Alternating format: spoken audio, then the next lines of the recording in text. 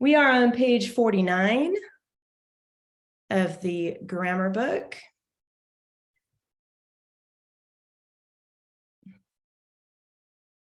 All right, and we're talking about commas today. Let me see if I can get this clearer. There we go. 49 is where we're at.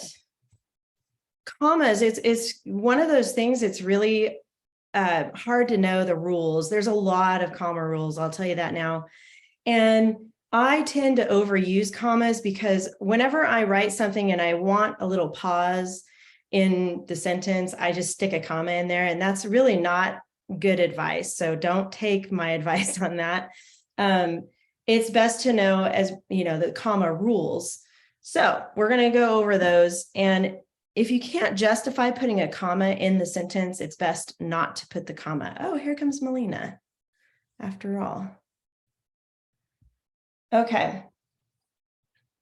So talking about commas, there's always a reason a comma is necessary. Follow the comma rules. When two comma rules contradict, follow the rule that says to use a comma. Hi, Melina. I'm recording in case, and I'll just keep it recording in case you guys need to refer back to this later. But anyway, we're on page 49 in our grammar books. So the key to adding commas is to think about the parts of speech and the structure of the sentences. Okay, so here you go. Here's the list of rules for when to use commas. For coordinating conjunctions, and you guys know what those are. When you have a coordinating conjunction and you only have, when it connects two main clauses, you use a comma. So here's MC stands for main clause. And let's say you have and or but, or another coordinating conjunction, you do use one comma here for main clauses. When you're listing three or more items in a sentence or adjectives or whatever you're listing, you use commas between. That one's pretty easy. That's probably the easiest one to remember. If you have two things, you don't need to use a comma, but three you do. And then when you have a who, which comma or who, which clause, use commas unless it is essential. And when you know it's essential, you can do the little test where you take it out of the sentence. If the sentence makes sense without the who, which clause, then it's non-essential.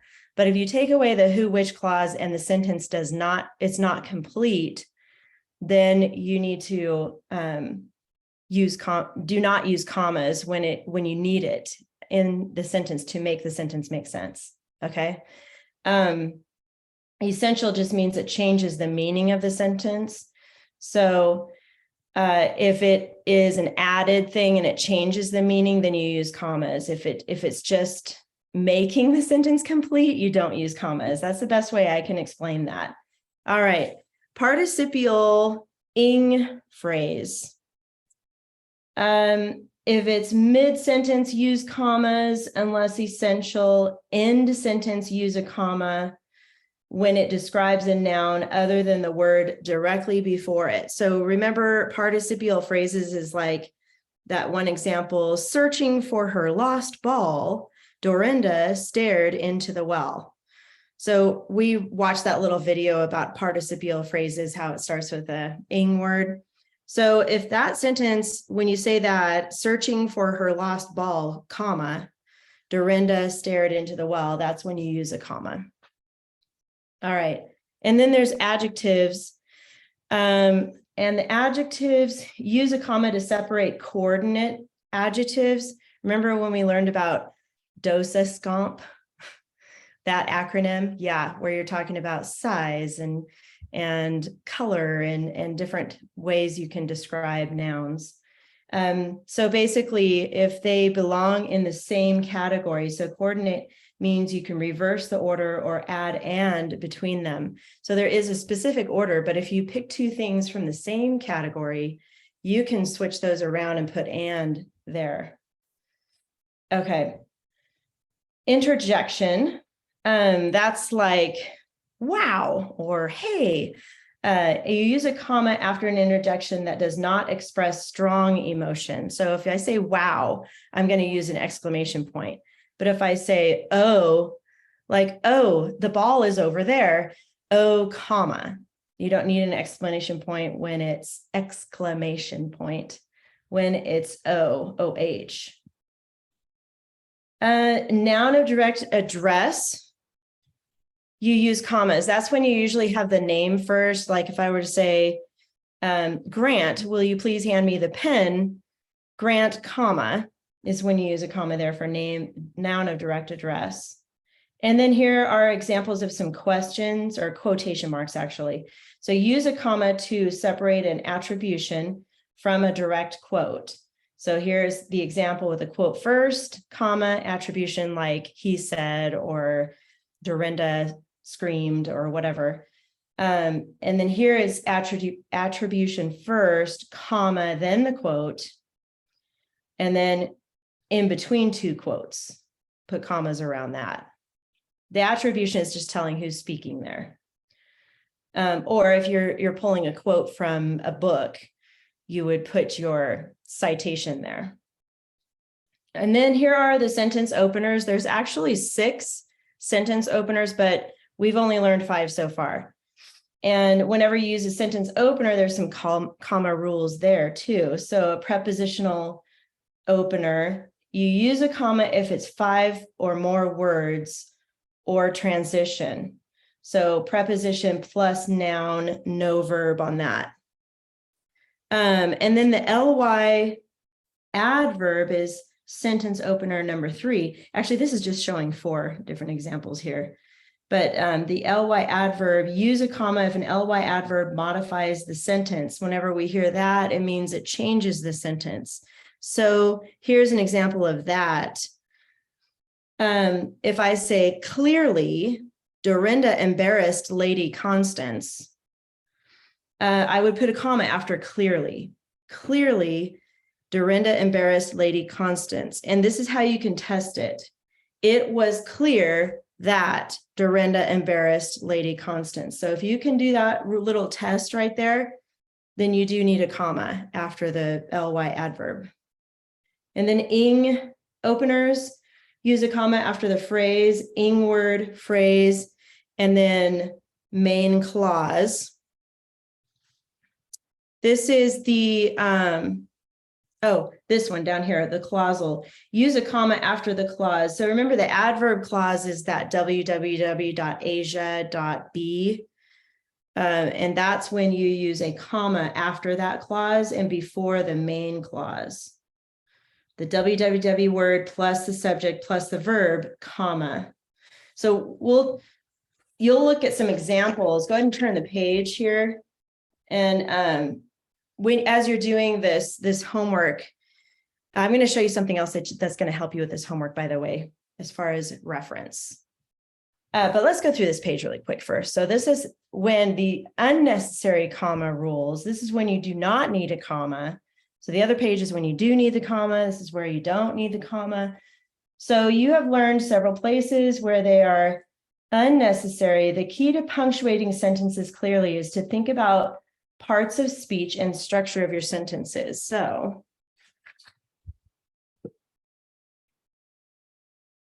when you have a subject-verb pair, you do not need a comma between the subject and the verb. Oh, Melina got kicked out. Okay. And then coordinating conjunction, do not use a comma before a CC when it connects 2 items in a series. We already know that. Do not use a comma before CC when it connects 2 verbs. Here's the example with the main clause, CC, and then the second verb. You don't need a comma for that. Prepositional phrase, do not put a comma in front of a prepositional phrase unless it's a transition. And then the who, which clause, do not use commas when a who, which clause is essential. If that's like what I was saying earlier, if the sentence does not make sense without the who, which clause, then don't use the comma. It needs to stay in there. Let me erase that. When it changes the sentence, you have to have the comma in there. But if you can take out the who, which clause and the sentence stands alone, then you don't need a comma. All right, participial phrase. Mid-sentence, do not use commas with an ing phrase when it's essential. End sentence, do not use a comma when it describes the word directly before it.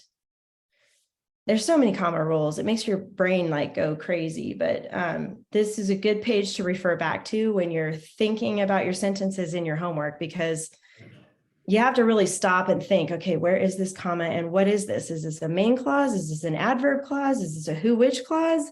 Is this a prepositional phrase? What the heck is this? And then you have to remember, is it essential? Is it non-essential? And can it make sense without? And all those little questions you got to ask yourself. Melina All got right. kicked out again. What's that? Melina got kicked out. Oh, she's not back yet.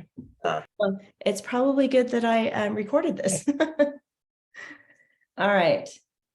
The adverb clause, do not use a comma before an adverb clause that follows a main clause. That clause, do not use a comma before a that clause. That one's pretty easy. Adjectives, remember cumulative adjectives are the Dosiscamp list. Cumulative means the adjectives must be arranged in a specific order. You cannot reverse the order or add and between them unless they're the same category. And then interjection, do not use a comma after an interjection that expresses strong emotions, basically repeating the other page, but for the opposite rule. And then quotations, there's your examples there. And then these two sentence openers, the prepositional, do not use a comma if it's fewer than 5 words. And then the ly adverb, do not use a comma if an ly adverb modifies the verb. Okay. Melina, I guess your internet's just not being nice to you today. So I'll just keep watching for you. Yeah, sorry about that. I think That's it's okay. okay now. Okay. Did you move to a different spot maybe? No, but I switched to my hotspot, so it's okay. Oh, good. Oh, yeah. Okay, that's a good one. We're not going to take the time to actually go through this page because it takes up so much time. So I just wanted to go through those 2 Learn It pages with you. And then I am attaching the key to your homework again. Try to do it by yourself. You've got most of these you're pretty familiar with. The commas is the biggest lesson in these. So you can refer back to those Learn It pages to help you remember the comma rules. I want to show you a page really quick though in your book before we move on. Go to the very, very front of your page. It's like the 3rd page in, and it doesn't have a number on it, but it looks like this. It's like a big, almost like an Excel spreadsheet kind of. It's the 3rd page in. It's called Scope and Sequence at the top. I don't have. This is my 3rd page. Weird. From the very beginning? Like go to the beginning of the book. 1, 2, 3.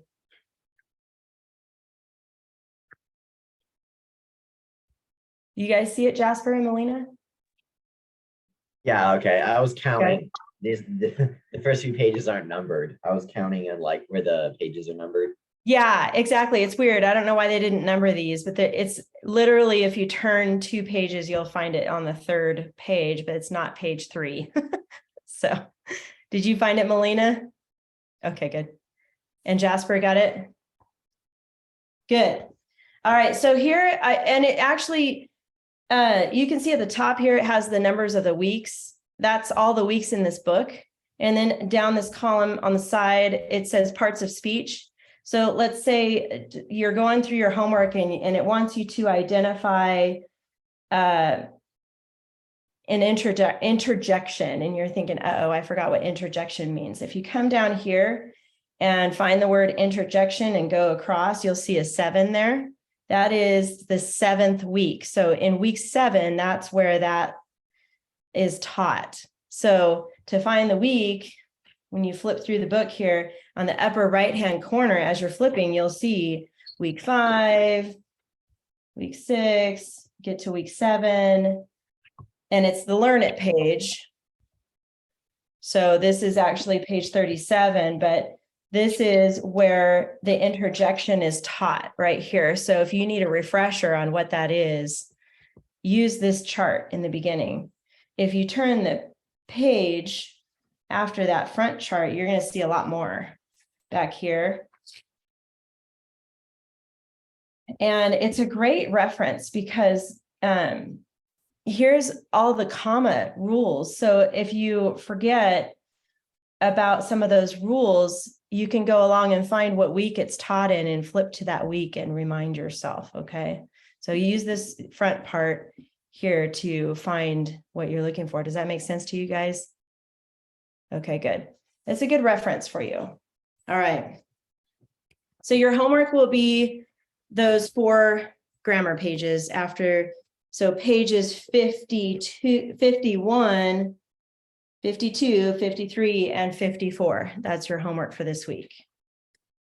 We got to catch up on our grammar. I saw that little like eye roll there, but it's all right. We'll get through this. We will. All right, moving on. Let's talk about the Lochinvar story that you guys wrote. And I'm just gonna, I know it's 3 paragraphs long, and I'm just gonna have you guys take a turn reading one of your paragraphs. And in your homework assignment, you were supposed to make sure to include an ly adverb, who, which clause, and we added because clause and strong verb. So there were 4 things you were looking for. Yeah. I got all 4 in both paragraphs. And underline them. Yep. So I'm going to have you guys just take turns reading one of your paragraphs. And so, because it's 3 paragraphs long, and by the time each of you read one of your paragraphs, we'll have the whole story. So it's kind of a mix mash here. So I'm going to start with Melina. Do you have your paragraph 1 with you? Oh, she's frozen. It looks like she's sleeping. You're frozen with your eyes closed right now. I don't know if you can hear us, but That's the poor thing. She Melina. is sleeping. Unless she is sleeping. Grammar always puts me to sleep too, let me tell you. Bueller. There you are. Oh no, just kidding. Poor Melina. What a day. She's That was probably my like, day yesterday. oh no. It's still glitchy. Okay, I think I see you now. Aw. Still so glitchy. If you Are have you on your- access to her homework assignments, you could read hers for her if she's not I able. could. Yeah, that's a good idea. She's with us for a second here. Did you hear me, Melina? I could hear some of it. I think it was glitchy. Yeah, it's really glitchy. You kept freezing on us. Okay. While we have you, do you have, before I glitched? What was that? I was just going to ask you to read your first paragraph of Lochinvar, if you have it. Yeah, I'm opening it up right now. Okay. And do you have yours ready, Jasper? Okay. Maybe I'll have Jasper read the first paragraph, and then Melina read the second paragraph, and Grant can read your third paragraph. Everybody's paragraph is going to be from your own version. 2 is great for me, but 3 is my best one, I think. Okay, good. So you can read your third. And then as you're reading it, if you could emphasize with your voice the underlined words, those 4 words that you were supposed to add as you read, then we can make sure to catch those as you read it. Does that make sense to you guys? Okay, so go ahead, Jasper, and tell us your title too. I forgot to do a title. Sorry. Oh, okay. Same, because I had just Lochinvar the previous 2, or the previous paragraph I'd written. So I just put Lochinvar at the top. Okay, all right. That's all right. That's so weird though, because I thought I could have sworn I wrote a title. A lot's But it just says happened. Lochinvar at the top. No, I wrote a title. I promise. This is so weird. That's all right. If it's in your, so I'm going to have you guys really start using your checklist from now on for this part of your homework. So just make sure you actually literally check a mark by everything in the list to make sure you have it all. And that's in there. So that'll help you remember. So don't worry about it, Jasper. Just go ahead and read your first paragraph. Young Lochinvar, who arrived from the west, had no weapons other than his broadsword because of his greatness, but his steed was the best. He rode unarmed and alone, though he was so faithful in love and so dauntless in war. There surely was no other knight like Lochinvar. He stayed no brake and never stopped for stone. He alighted at the Netherby gate, and the bride had consented, but the gallant came late. He was laggard in love and dastard in war. He was to wed the fair Ellen of brave Lochinvar. I remember that now because you kind of made it like a poem with some rhyming. I love it. That's great. I remember your paragraph now. Okay, good job, Jasper. And I did catch all those little things you were supposed to add, the dress ups. So good job with that. Okay, Melina, how about paragraph 2?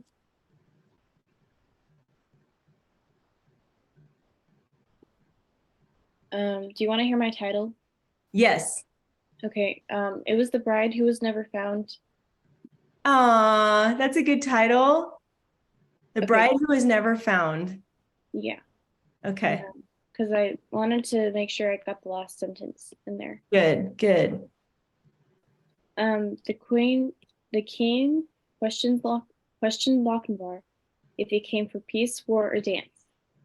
Lochinvar proclaimed that he had previously wooed the king's daughter, but he had been refused.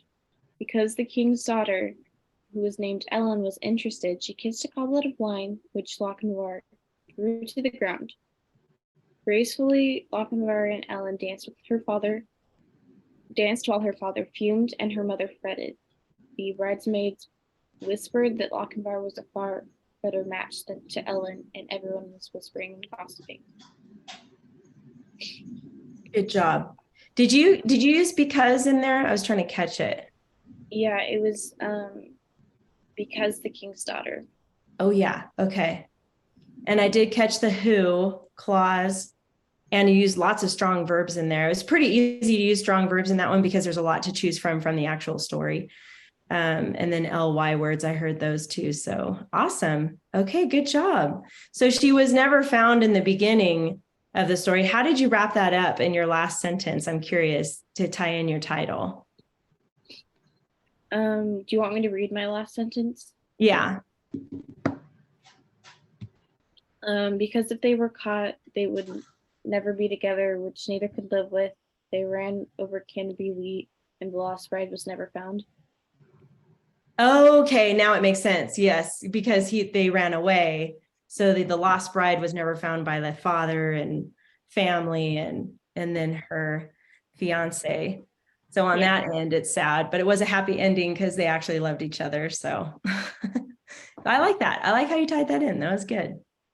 All right, Grant, your third paragraph.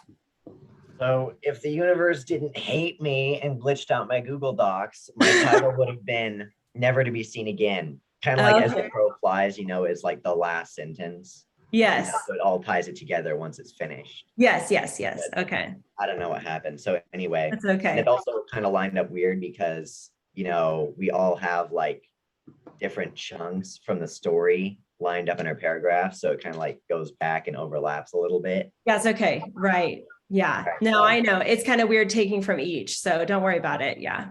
Okay, so he approached the king, who asked him whether he came in peace, came in war, or simply came to dance. But he had come to sweep Ellen of Lochinvar off her feet and leave with her that very day, because he loved her and knew she was the only one for him.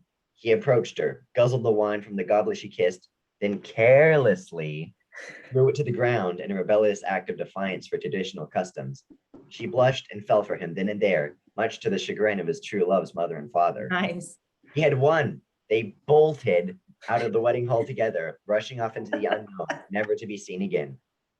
Nice. Nice emphasizing. Yes, that was great. I love it.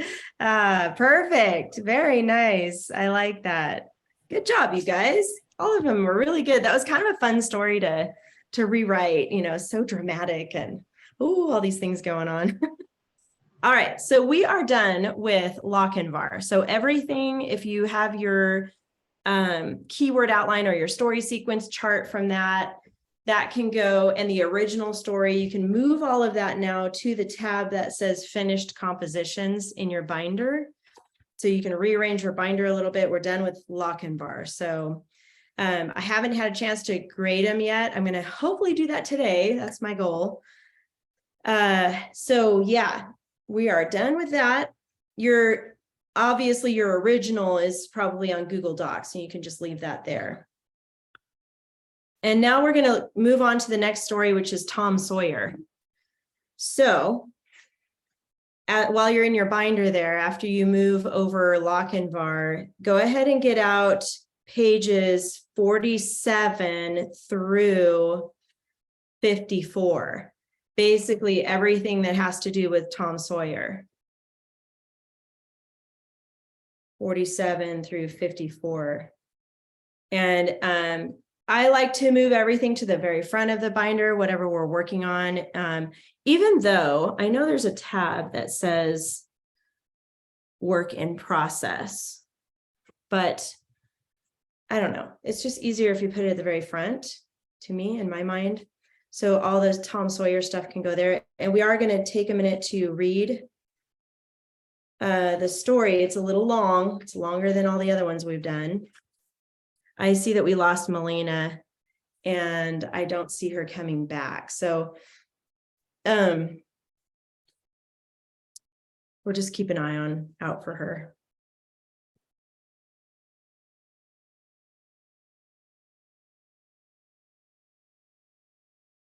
Okay. You guys got your stuff all set? Good. You ready, Jasper? Okay. Before we move on, keep that stuff ready.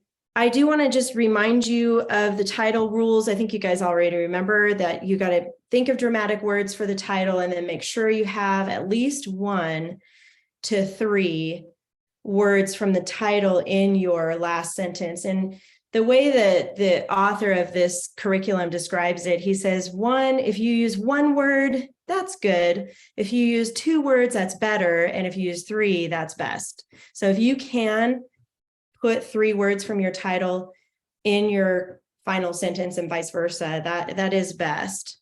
And then, I forgot to have you get, so your blue page, it should be at the front of your binder that we'd had the banned words. We've been adding to that.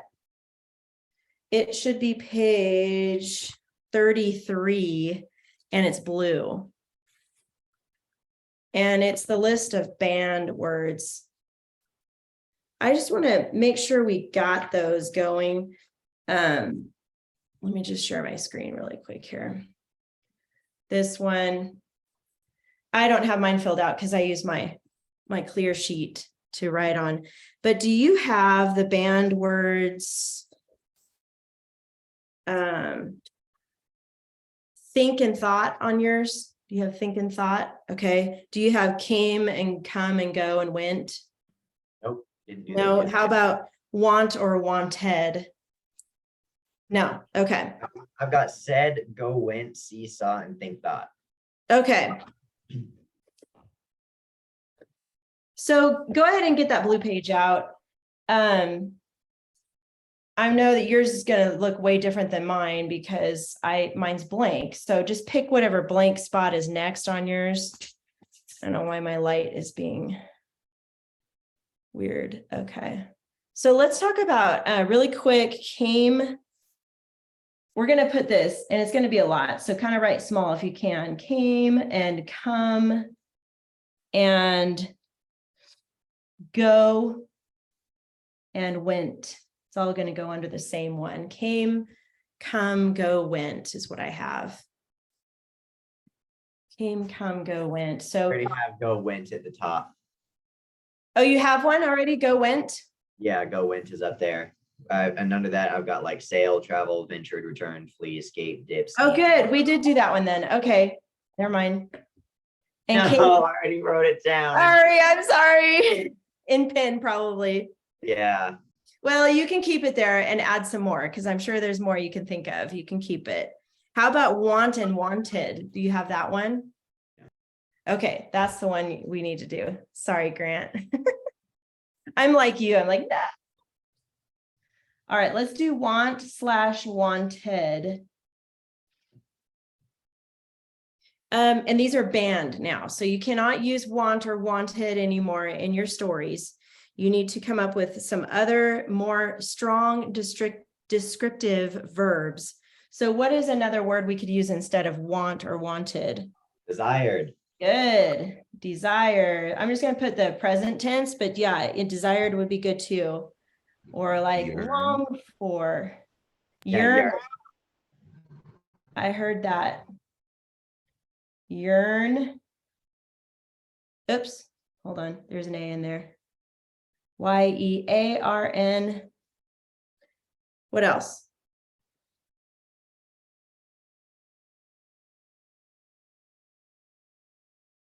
Seek. Or wish.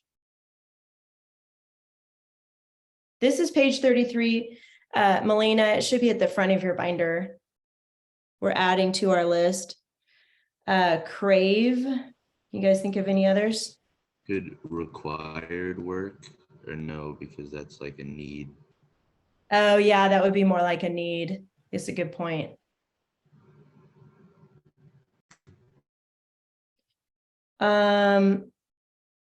You think about like what you want for Christmas or what you hope to get for Christmas. Hope.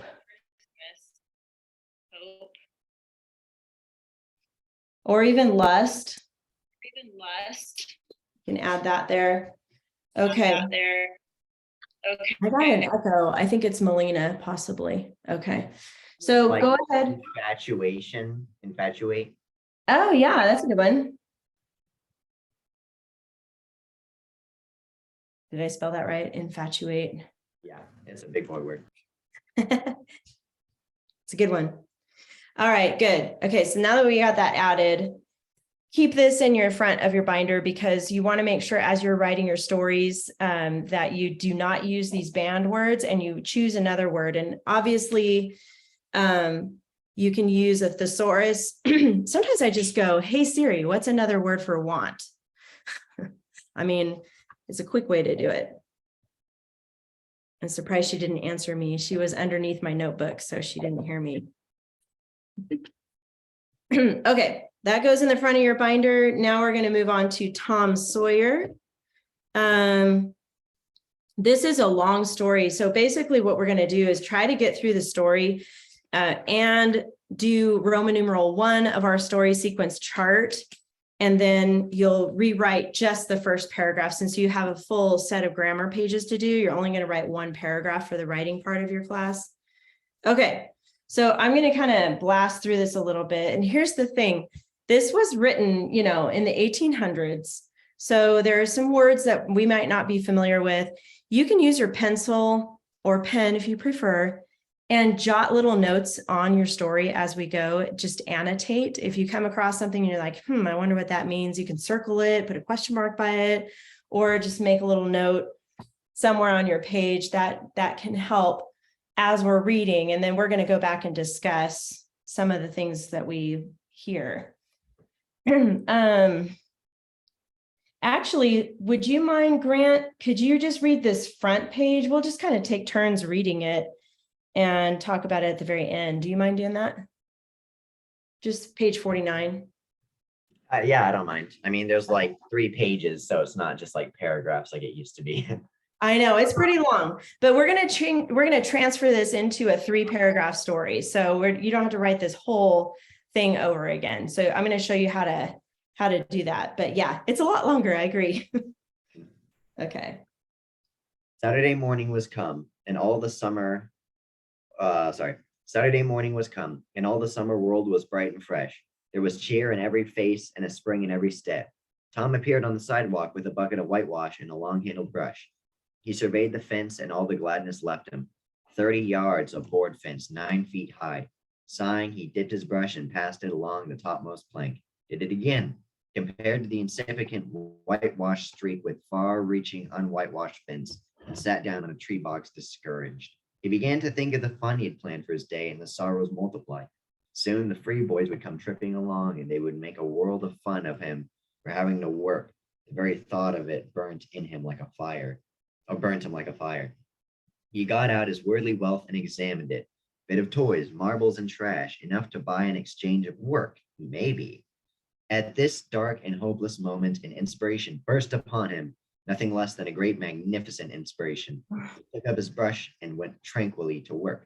Ben Rogers hove in sight. He was eating an apple and giving it a long, melodious whoop at intervals, followed by deep-toned ding-dong, ding-dong, ding-dong, for he was personating the big Missouri and considered himself to be drawing 9 feet of water. He was a boat and a captain, an engine and bells combined, so he had to imagine himself standing on his own hurricane deck, giving the orders and executing them. Stop her, sir, ting-a-ling, shut up. There's, ship up to bed. He was probably thinking that. Shut up, I'm working here. Step up to back, ting-a-ling. His arms straightened and stiffened down his sides. Set her back on the starboard, ting-a-ling, ting-a-ling-ling. His right hand, meantime, describing stately circles, for it was representing a 40-foot wheel. Let her go back on the larboard, ting-a-ling-ling. The left hand began to describe circles. Stop the starboard, ting-a-ling-ling. Stop the larboard. Done with engine, sir, ting-a-ling. Tom went on whitewashing, paid no attention to the steamboat. Ben stared a moment and said, Hi, you're a stump, ain't ya? No answer. Tom surveyed his last touch with the eye of an artist, then gave his brush another gentle sweep and surveyed the result. As before, Ben ranged up alongside him. Okay, you're doing such an excellent job. Do you mind keeping going? It's actually pretty entertaining. Okay. Tom's mouth watered for the apple, but he stuck to his work. Ben said, Hello, old chap. You got to work, hey? Say, I'm going in a swimming, I am. Don't you wish you could? But of course you'd rather work, wouldn't you? Of course you would. Tom contemplated the boy a bit and said, What do you call work? Why ain't that work? Well, maybe it is, maybe it ain't. All I know is it suits Tom Sawyer. Oh, come on now. Don't you mean to let on like that? Like these words are arranged. I know. Yeah. It's that old. You did great. Like it? Well, I don't see why I oughtn't to like it. Does a boy get a chance to whitewash a fence every day? That put the thing in a new light. Ben stopped nibbling his apple. Tom swept the brush daintily back and forth, stepped back to note the effect, added a touch of tone here, added a touch here and there, criticized the effect again. Ben watching every move and getting more and more interested, more and more absorbed. Presently he said, Say, Tom, let me whitewash a little. Tom considered, was about to consent, but he altered his mind.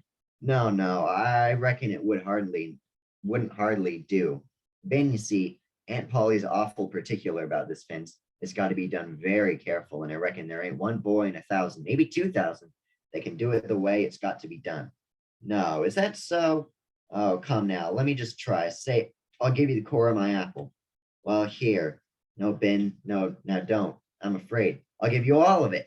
Tom gave up the brush with reluctance in his face, but a larceny in his heart. And while the late steamer Big Missouri worked and sweated in the sun, the retired artist sat on a barrel in shade close by, dangled his legs, munched his apple, and planned the slaughter of more innocents. That's a little dramatic. Right? I know. He's plotting something. He's evil. He seems all innocent on the outside, but oh no. Boys happened along every little while. They came to jeer, but remained to whitewash. By the time Ben was fagged out, wow, not for president. Yeah, we don't use that word like that anymore, for sure. Tom had traded the next chance to Billy Fisher for a kite in good repair, and when he played out, Johnny Miller had brought in for a dead rat and a string to swish it with, and so on, hour after hour. When the middle of the afternoon came, from being poor poverty-stricken boy in the morning, Tom was literally rolling in wealth. Dead rats and apple cores.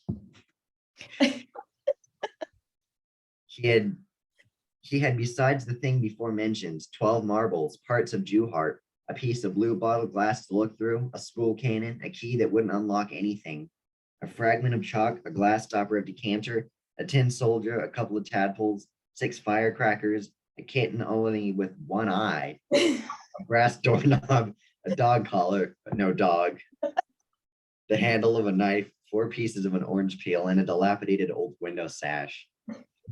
He had a nice, good idle time all the while, plenty of company, and the fence had 3 coats of whitewash on it. If he hadn't run out of whitewash, he would have only been bankrupted, or would have only bankrupted every boy in the village. Tom said to himself that it was not such a hollow world after all.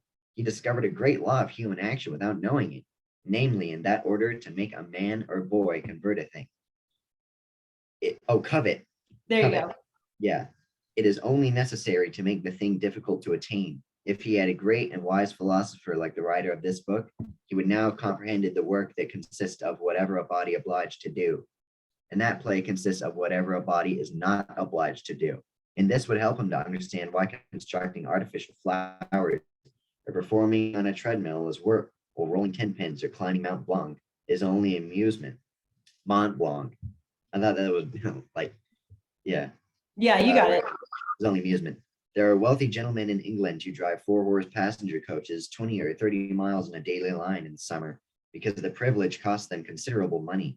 But if they were offered wages for the service, that would turn it into work, and they would have to resign.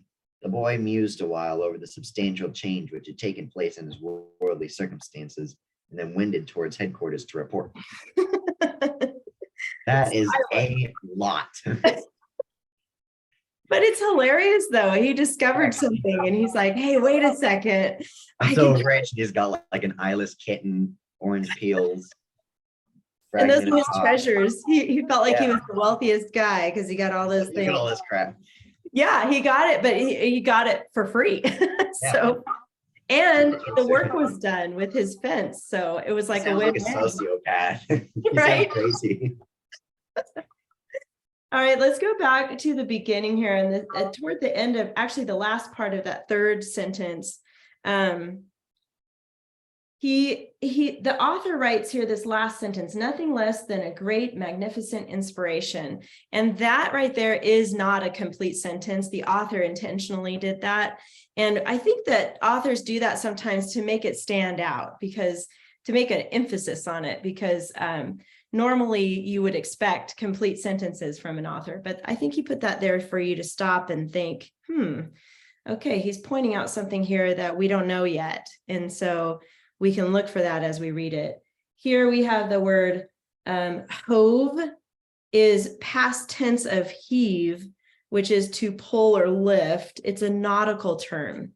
So this is your first clue that Ben is in this world of nautical, on a boat in the river and, playing, basically. He's imagining, he's playing.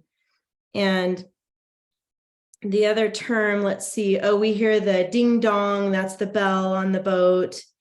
And do you know what Mark Twain actually means? His name, that's his pen name. That's not his actual name. Did you guys know that? I didn't know that. Yeah. So his actual name is Samuel Clemens. That's the real name, but he goes by Mark Twain. And do you know what that means, Jasper? Mark Twain? Have you heard that before? No. It's actually what they use. When they cast a lead on the end of a line to check the depth of the water. That was the instrument that used back in the 1800s to check the depth of the water. And it was called, the second mark was called Mark Twain.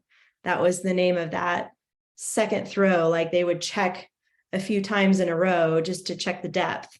But the second one was called Mark Twain. And that was his pen name. I didn't know that. So I learned that. Anyway, let's see. Drawing 9 feet of water, when he's talking about, he considers himself to be drawing 9 feet of water. He's basically pretending like he's in 9 feet of water. And then we have hurricane deck here. That's just the upper deck of the ship. And then starboard, is how you pronounce it. That is the part of the ship that's on the right side as you're facing the front of the ship. If you're at the end and in the front, on the right is starboard, and then the left is port, or larboard is the other name they use for that. So it's the side, whatever side they're talking about. A couple of other things. Alacrity is actually this word that we came across on page 50. Alacrity down here, in his heart. That is brisk and cheerful readiness. That's what that means, brisk and cheerful readiness. So he had devised a plan clearly, and he was just so proud of himself, that none of his friends caught what he was doing. They had no idea what he was thinking. And then the very last part here, winded, W-E-N-D, that just means is a combination of want and winding. So the word means he went slowly back by an indirect route. So he was probably just basking in his greatness and his brilliance of getting the work done and getting all this other stuff for free. And so he was just like, oh, my life is great and I'm so smart and I outsmarted all my friends. So that's kind of how it describes how he went back to his home, his headquarters. All right, well, we're gonna have to kind of blast through this story sequence chart really quick, but go ahead and get out a clean sheet of paper. And go ahead and set it up. We're just gonna focus on Roman numeral 1 today. So I'm gonna set this up kind of quickly, but you guys pretty much know how to do this with your name, and today's date is the 18th. I'm going to skip a line and put Tom Sawyer and story sequence chart. All right, we're just going to keep working on these story sequence charts for a while, and then we're going to move on to the next part of the curriculum. Go ahead and draw your line down the middle. And like I said, we're just going to focus on Roman numeral 1 here. And then we have 1, 2. I know I'm going kind of fast. We're running out of time. So go ahead and just kind of copy what I got going on here. I'm going to put characters over here and setting.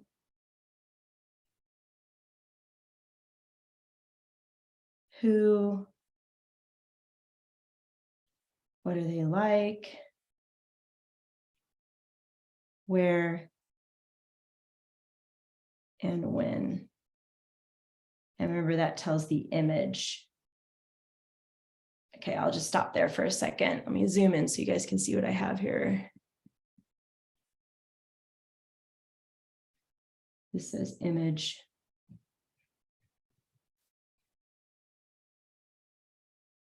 Okay.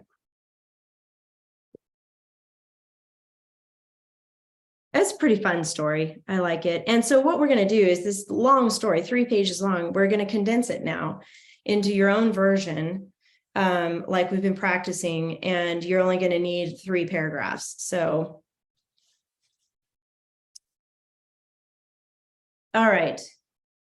I know I'm going kind of fast, but just keep writing what I got here.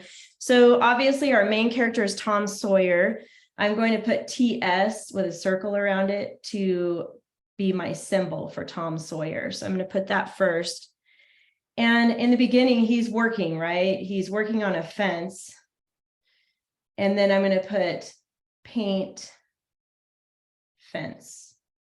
That's how the story opens up. We open up with Tom Sawyer. He's working and he's painting a fence. As he's painting the fence in the very beginning, how do you think he feels? Like what's something about his personality in the beginning? What is he thinking in the beginning? Annoyance that is like ant or whatever. Annoyed. Okay, good. That's a better way. Like, Wait, say that again. Despair. Okay. Hear me a Despair. little better when I have it up here like this. Yeah. Okay. Right? There's a little delay. I don't know why when you're speaking, Grant. There's a little- It might be my connection too. And I hear my echo. It's kind of weird connection today. Despair is spelt wrong there. Oh, hear my echo. ARE. Sure. How do you spell despair? I'm just kidding. It's DESPAIR. Oh, did I have it wrong? Yeah, it's D. You put it DI. Oh. She's actually gonna put ARE. That'd be hilarious. Yeah, I already told you this is my weakness, so don't mess with me, man. I don't know. Oh man, I'm good with that. Thank you for correcting me. But you got to make sure, my husband does that to me all the time.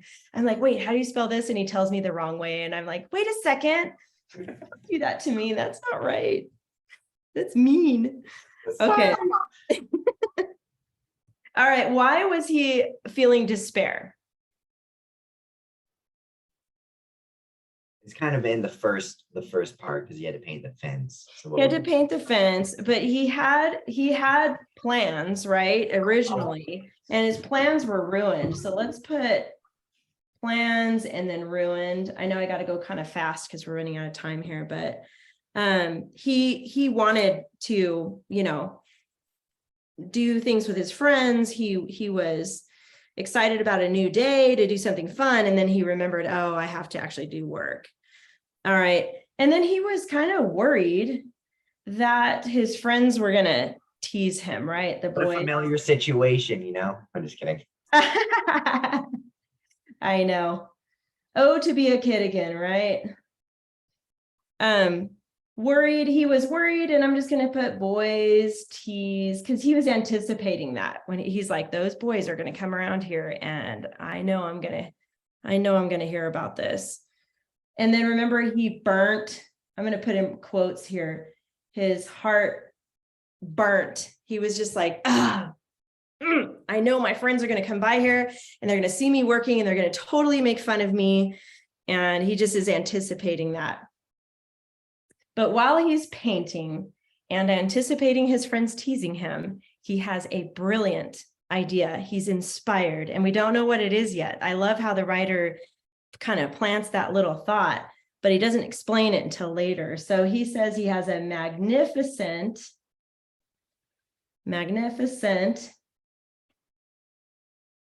great inspiration.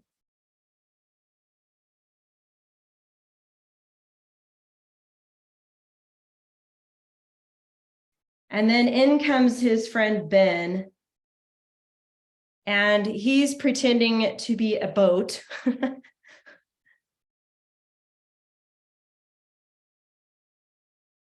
Boat. And then I'm just going to put etc. He pretends to be a boat. He pretends to be the bell on the boat. He pretends to be the captain of the boat, and then the water. And it's like everything, he's just acting out all these things while meanwhile Tom is just painting.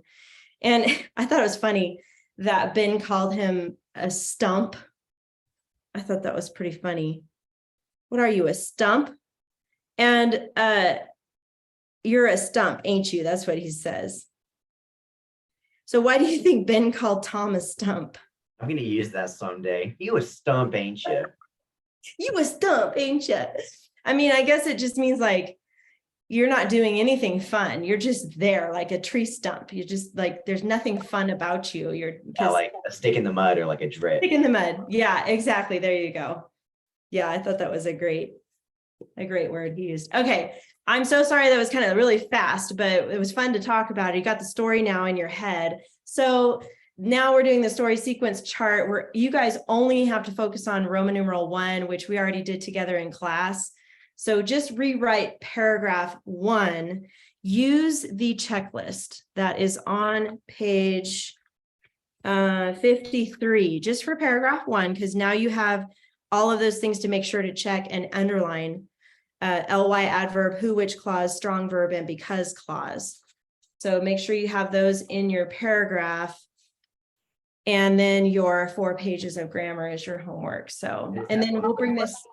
Okay, hold on just a second. Hold on. So we'll bring this back to class, the story sequence chart next time after Thanksgiving and finish it up with the other two parts. Okay.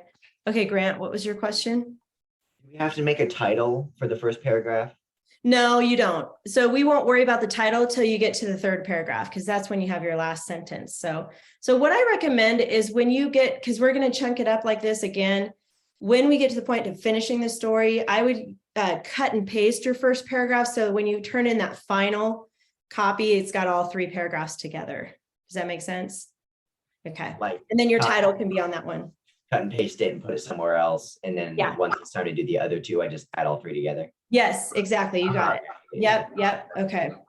Perfect. Yep. All right. You guys have any other questions for me? No, you're good. All right. So you guys have a happy Thanksgiving, and I will see you in 2 weeks then. All right. See you then. Okay. Bye. Have a good one.